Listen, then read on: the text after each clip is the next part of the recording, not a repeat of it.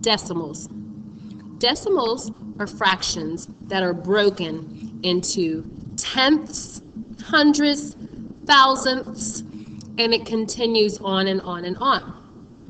We're just going to stop with these three: tenths, hundredths, and thousandths. And I don't even know that we'll look at thousandths all that much in the 4th grade. So some people write their decimals. So if I was looking for tenths, I could write decimal point 2. That is the same as 2 tenths. And that's how you would say it, 2 tenths. I could write, and I'm going to put an equal sign. I could write decimal and a 4. That is the same as saying 4 tenths. And all that means is you have one thing broken up into 10 equal parts. 2 tenths would mean 2 of those parts are shaded. Here we have hundredths. This is how you would write hundredths. It's always 2 places to the right. But when you write it as a fraction, you would write 2 hundredths. These two mean the same thing. That means one thing broken into 100 equal parts, and 2 of them are shaded.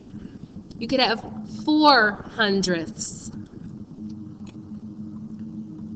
Both of these mean the same thing, 4 hundredths. It means you have one thing broken into 100 different equal parts, and then you have 4 of them shaded. So that's that. Let's look at your book. So we want to understand tenths. We really want to look at it in depth. Right now we have 2 fractions, which a decimal is a fraction. It's just expressed differently with a decimal point. Okay?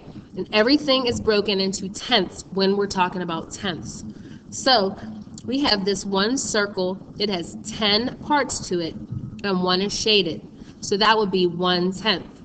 Here we have a fraction bar, and we have it's divided into 10 equal parts, and 1 is shaded.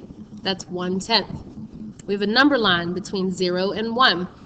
It takes 10 hops to get from 0 to 1. So the first hop would be 1/10. And so each part is 1/10 of the whole.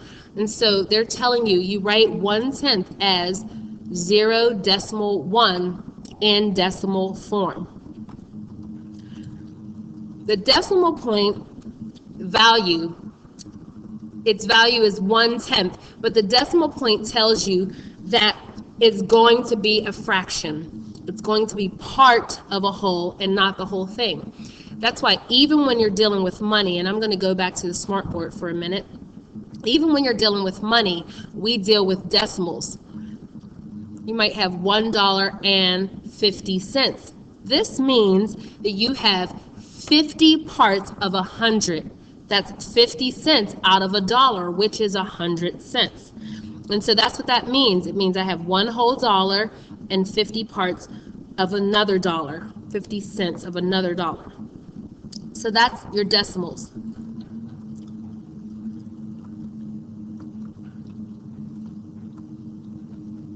Sorry about that. So even you could have 2 tenths. You can go all the way up into 10 tenths. You have 2 parts out of 10 is 2 tenths. And you can write 2 tenths as 2 tenths in decimal form. So just like fractions, 1/10 and 2 tenths, this 1/10 and 2 tenths are part of a whole, and they're called decimals. It's a number with a decimal point in it, and the digits to the right of the decimal point mean part of a whole. So here on your smartboard, I have pulled up a place value chart so you can see how it goes. On this place value chart, we know it says unit, but we're going to call the units the ones place.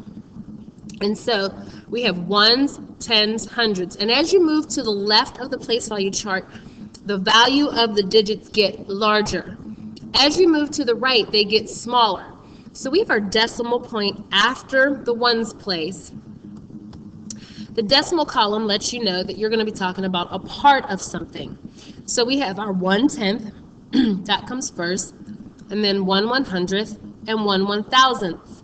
And we can even see that it follows kind of the same pattern as moving to the left does. 10/100ths, and the next thing would be 10/1000ths. The TH on the end of my words here let me know that I am talking about a decimal or a fraction of something. And so that is all I'm going to tell you today about decimals.